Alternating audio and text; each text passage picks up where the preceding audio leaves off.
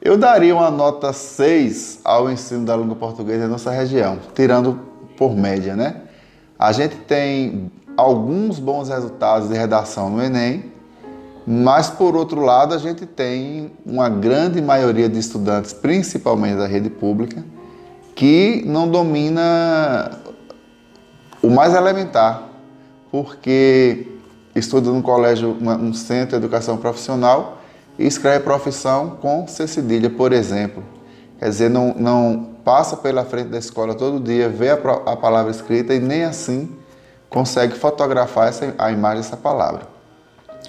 Então, mas os resultados do Enem, né, que é uma avaliação externa nacional de maior amplitude, também nos deixam, por outro lado, satisfeitos, porque alguns chegam a 980, 960.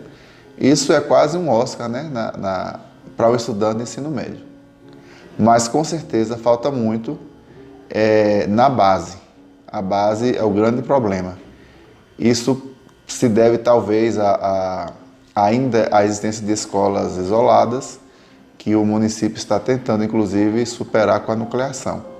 Mas o resultado disso nós só veremos, sentiremos na sala de aula do ensino médio daqui a uns 6, 7, 8 anos.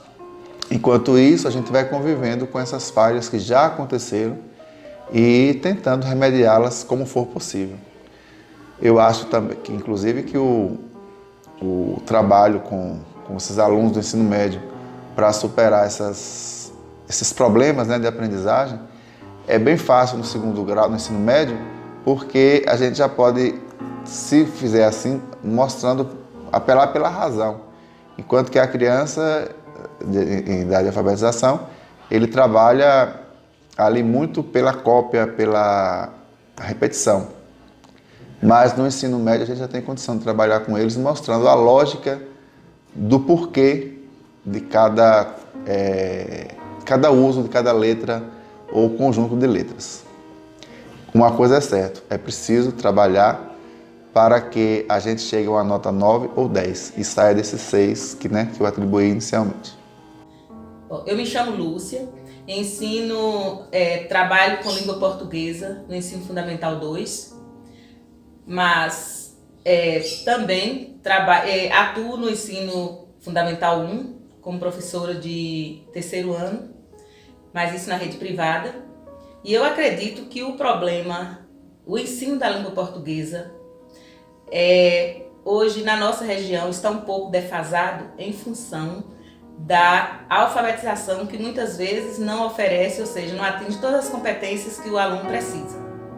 Então o que acontece? A gente percebe que muitos alunos chegam no ensino fundamental 2 sem ainda ser alfabetizado. Então isso nos compromete, porque quando ele chega no ensino fundamental 2, nós precisamos cobrar dele algumas competências que ele já teria que ter chegado lá no ensino fundamental 2 com elas. E muitas vezes eles não chegam.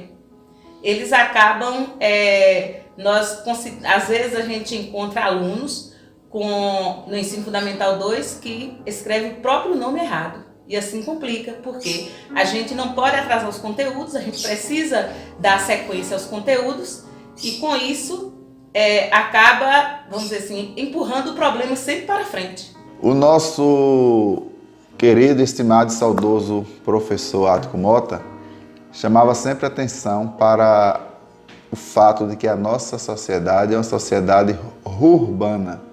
Quer dizer, ela já tem uma boa população urbana, mas que não abandonou os hábitos rurais.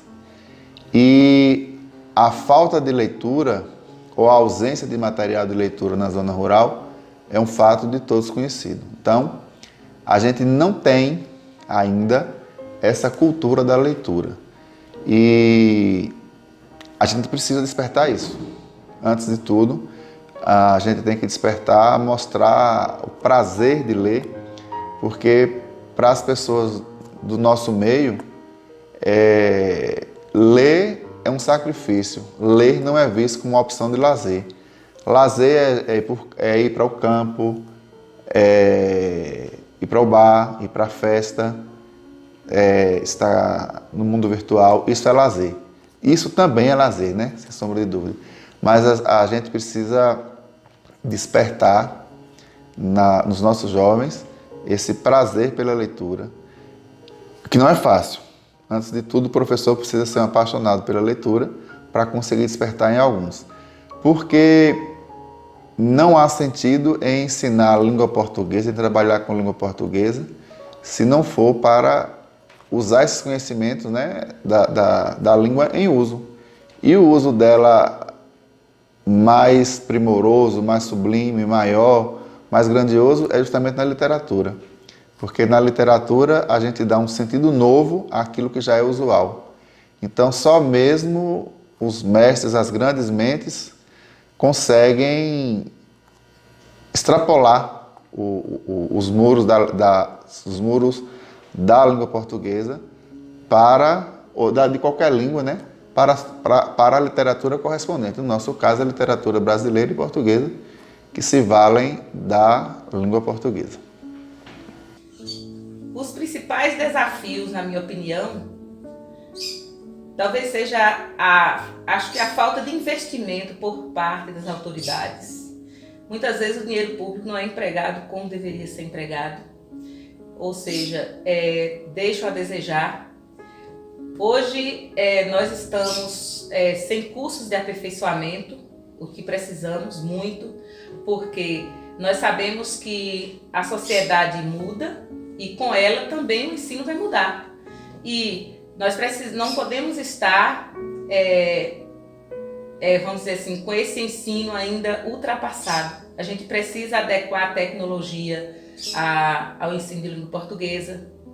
As leituras, hoje em dia a gente precisa colocar a tecnologia, vamos dizer assim, anexar a tecnologia na nossa sala de aula. Muitas vezes isso não acontece. Nós não temos um computador para cada aluno, nós não temos uma internet de qualidade para facilitar as pesquisas. Então nós temos vários problemas que vão ocasionar nessa dificuldade de hoje nós termos muitos alunos que são analfabetos funcionais. Talvez por esses fatores.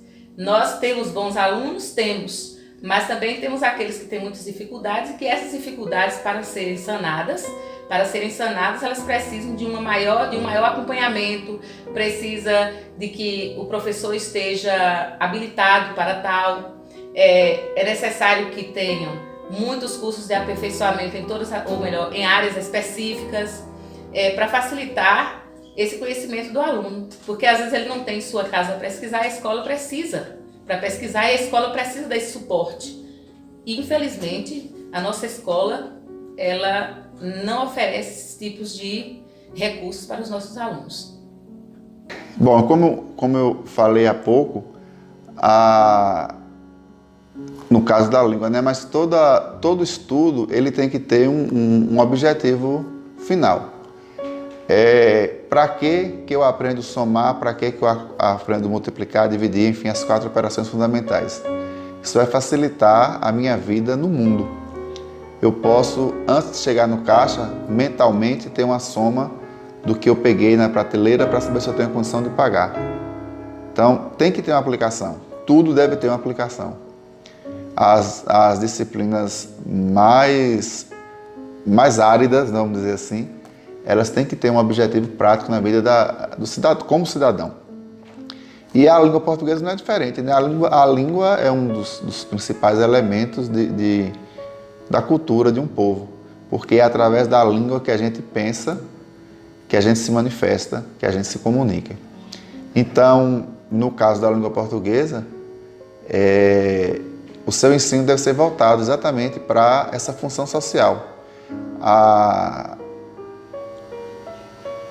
As diretrizes, né, do MEC orientam a trabalhar com os gêneros textuais. É uma orientação muito interessante, porque a gente coloca a língua com essa função social.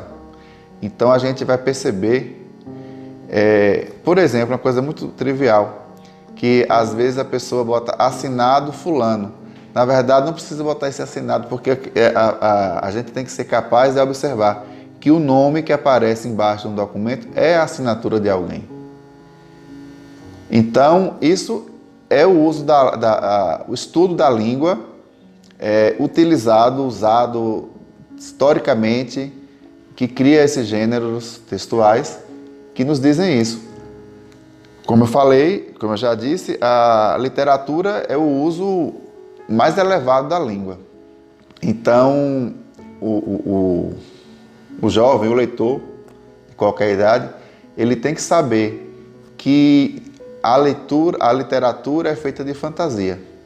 Pode ser fantasia simplesmente com uma finalidade realmente de catarse, mas ela também, a literatura, ela sempre teve uma ideologia por trás, né? A gente vê, no caso do romantismo, por exemplo, que as pessoas premiavam os heróis e castigavam os vilões. Então, era uma ideologia.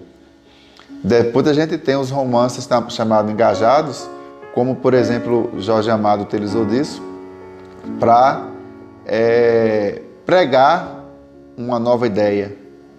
Então, ali, de uma forma prazerosa, gostosa, reflexiva, a literatura permite que se crie novas mentalidades, né? A partir de uma mentalidade antiga. Então, a língua portuguesa, ela deve ser ensinada nas nossas escolas com uma função, seja ela social, seja ela artística, né? Mas que o ensino da língua não seja desvinculado do seu uso em textos. O objetivo da língua portuguesa e da literatura, ou seja, as duas em uníssono, é necessário, as duas têm que caminhar juntas, porque nós sabemos que a literatura, ela está dentro da língua portuguesa, assim como a língua portuguesa está dentro da literatura. Ou seja, nós precisamos, a literatura, quando a gente estuda a interpretação textual, quando a gente faz determinados tipos de leituras, a gente sabe que a gente precisa aprender a interpretar, e a literatura nos dá esse suporte da interpretação. Além da interpretação, a escrita. O aluno só aprende fazendo. Então, a leitura, ela é a base para que o aluno possa, vamos dizer assim, se familiarizar com a escrita e assim facilitar o ensino da língua portuguesa. É público e notório que os nossos professores não recebem o salário que mereceriam receber pela importância do trabalho que nós desempenhamos na sociedade, né? E eu acho que nunca vai acontecer porque nós somos muitos. Vamos imaginar, a gente mora numa cidade que tem uma comarca com 2 varas, são 2 juízes. Quantos professores existem aqui? Se a gente fosse receber um salário à altura do nosso trabalho, os cofres públicos não aguentariam. Agora, ainda assim, eu acho que precisa haver uma melhoria, porque, sem sombra de dúvida, o salário, se não é tudo, é muita coisa. Se o professor recebe um salário que não permite fazer uma viagem de férias, que não permite ir ao cinema, que não permite comprar o livro novo que ele ouve falar que foi lançado e que virou best-seller, né? Então, como é que ele vai conseguir motivar os alunos se ele próprio não consegue fruir desses prazeres, né, que a língua oferece, ou que as viagens oferecem, né? Então, muito dessa motivação necessária para os alunos, os professores primeiro precisavam sentir essa motivação por parte dos órgãos competentes, né?